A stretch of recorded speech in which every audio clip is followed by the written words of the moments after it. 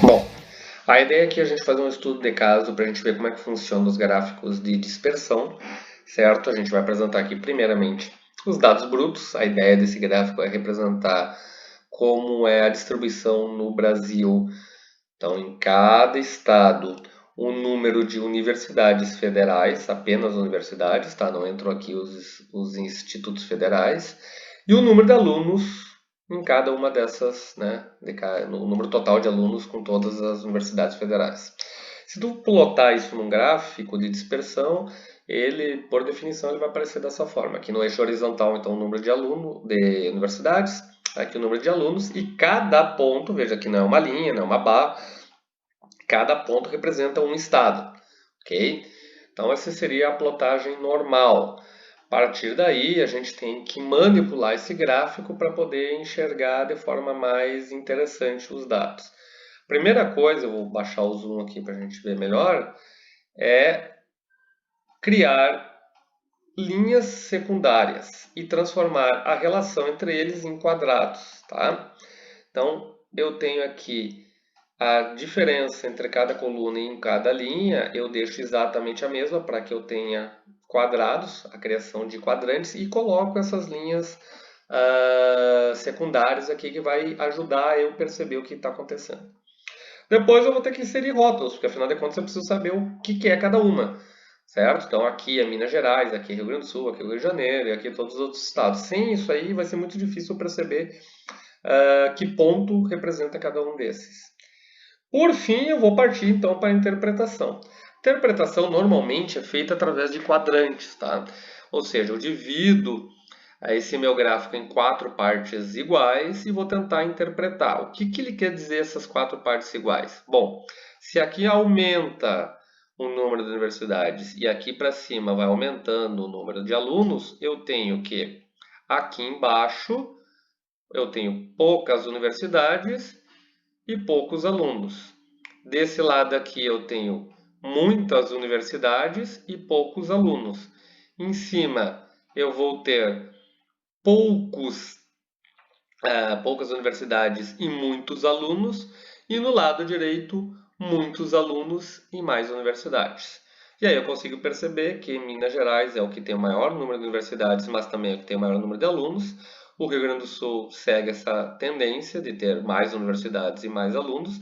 O Rio de Janeiro tem um número menor de universidades, mas com um número expressivo de alunos. Isso se dá basicamente porque a Universidade Federal do Rio de Janeiro ela é multicamp, só que o multicamp dela é de 20 e poucos campos, tá? Diferente, por exemplo, aqui da Universidade Federal de Santa Maria, que tem apenas, além da sede em Santa Maria, tem Cachoeira, Frederico e Palmeiras. E o mais comum é eu ter um número pequeno de universidades, ó, bastante, ao menos só com uma, bastante, muitos estados somente com um, e aí, obviamente, eu tenho um número menor de alunos. Então, nós temos o que a gente chama de uma associação positiva. Se percebe, isso não é uma prova, mas se percebe que quanto maior o número de universidades, maior o número de alunos. Essa é uma associação positiva. Eu posso tentar comprovar isso fazendo um outro gráfico de dispersão. Esse gráfico aqui vai trabalhar com o quê? Os estados, o número de universidades, o número de alunos e a população. Novamente, plotando isso aqui, eu vou ter esse gráfico aqui. Se eu estabelecer os quadrados, né, aqui dividir eles em quadradinhos, aqui embaixo agora eu estou representando a população em relação ao número de alunos, eu tenho um problema. O gráfico fica torto por causa de São Paulo. Qual é o problema de São Paulo? São Paulo tem uma população absurdamente maior que todos os outros estados. Então isso torna o São Paulo um ponto fora da curva. É muito difícil você fazer uma análise de gráfico, qualquer gráfico, quando você tem um ponto fora da curva.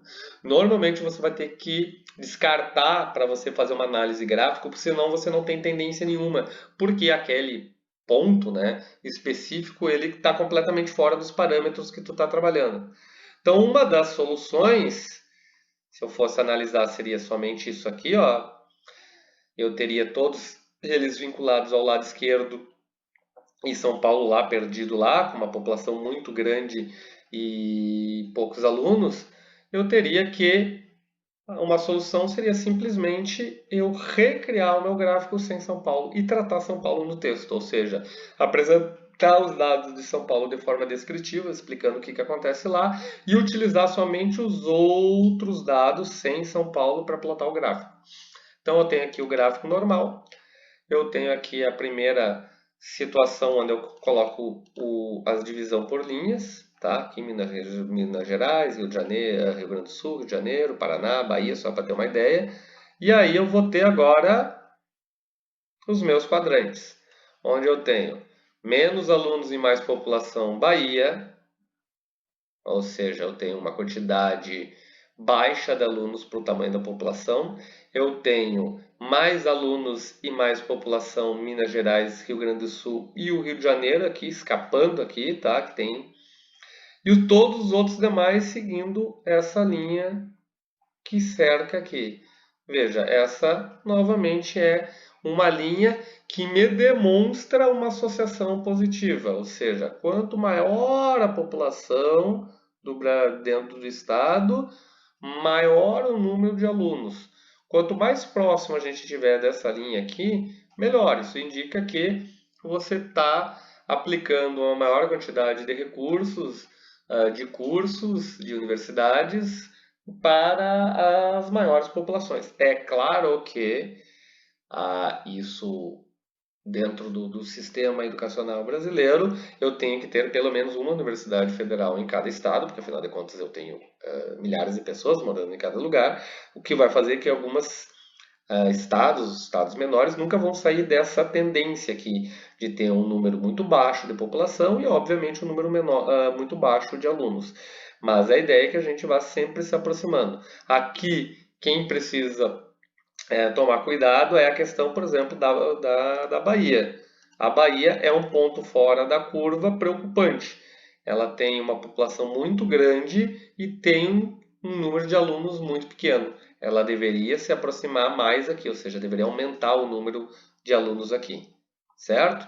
Então isso aí é uma forma de representar e interpretar gráficos de dispersão. Todos os gráficos eles precisam ser interpretados, não é simplesmente plotar e olhar para eles. Criar um bom gráfico é a primeira parte do problema, a segunda parte tem a ver sempre com a interpretação. E a interpretação você precisa olhar e tentar entender o que está acontecendo naquele gráfico.